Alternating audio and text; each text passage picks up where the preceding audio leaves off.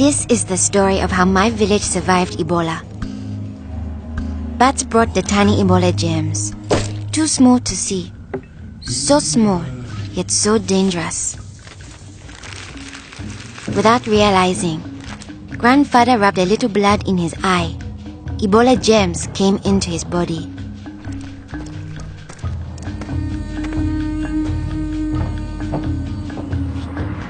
Days went by. Then grandfather got a terrible fever and weakness. We thought it was malaria, but he was soon much worse. He had vomiting and diarrhea. His fever got even higher. I ran to get the nurse. But grandfather had already died.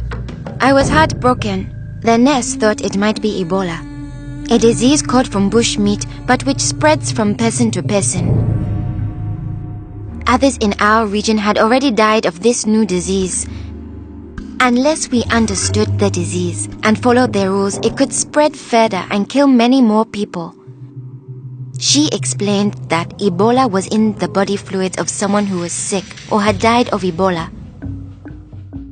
Their sweat, tears, mucus, saliva, vomit, diarrhea, urine, breast milk, sexual fluids, and blood. When we touch a sick person's body fluids, the Ebola germs can get into small breaks in our skin or into our eyes, nose, or mouth. The Ebola germs spread into our body and make us sick. When somebody dies of Ebola, that body is much more contagious. No one should ever touch the dead body. The nurse advised us to wash our hands with soap and water right away. She contacted the trained burial team to help us bury grandfather's body safely. The burial team came.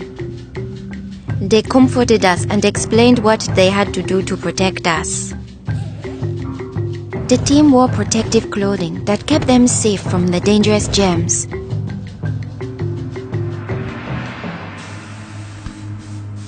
They sprayed grandfather's room and his body with chlorine to destroy the Ebola germs.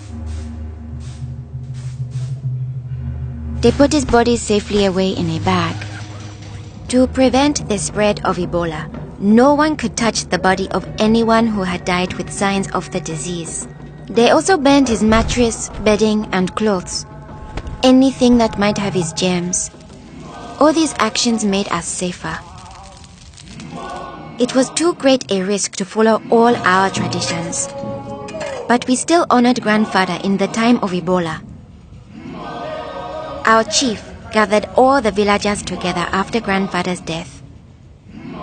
He explained that it's natural for us to fear Ebola, but if we trust in our health workers and follow their rules, we could stop the disease. The nurse explains to us, when a person has symptoms such as fever, don't touch them. Get them to the treatment center right away. They will have the best chance of surviving and they won't spread Ebola. She advised us to wash our hands with soap and water many times a day. The whole village agreed to follow these rules. Since we all had close contact with grandfather, we were at risk of getting Ebola. We had to stay home. A health worker visited us every day to see whether we had fever or signs of sickness. We would show signs within 21 days if we had Ebola.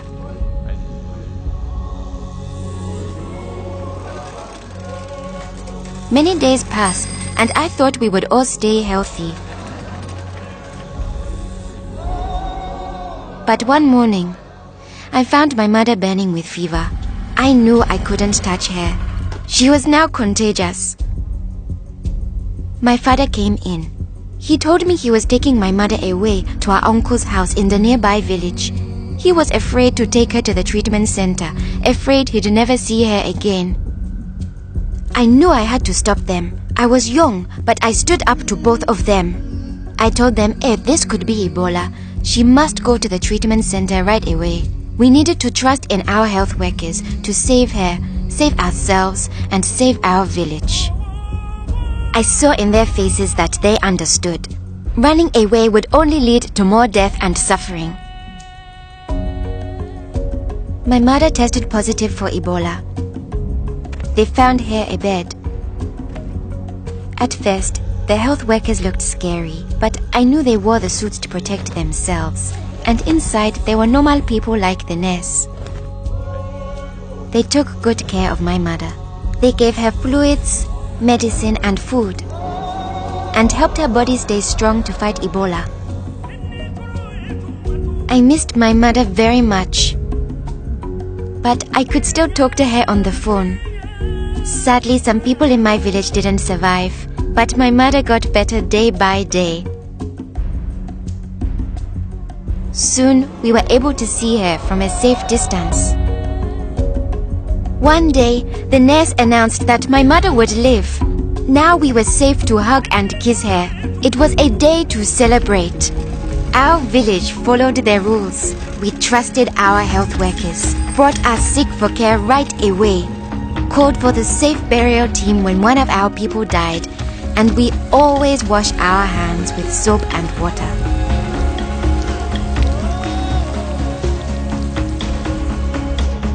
Our village survived Ebola. Yours can too.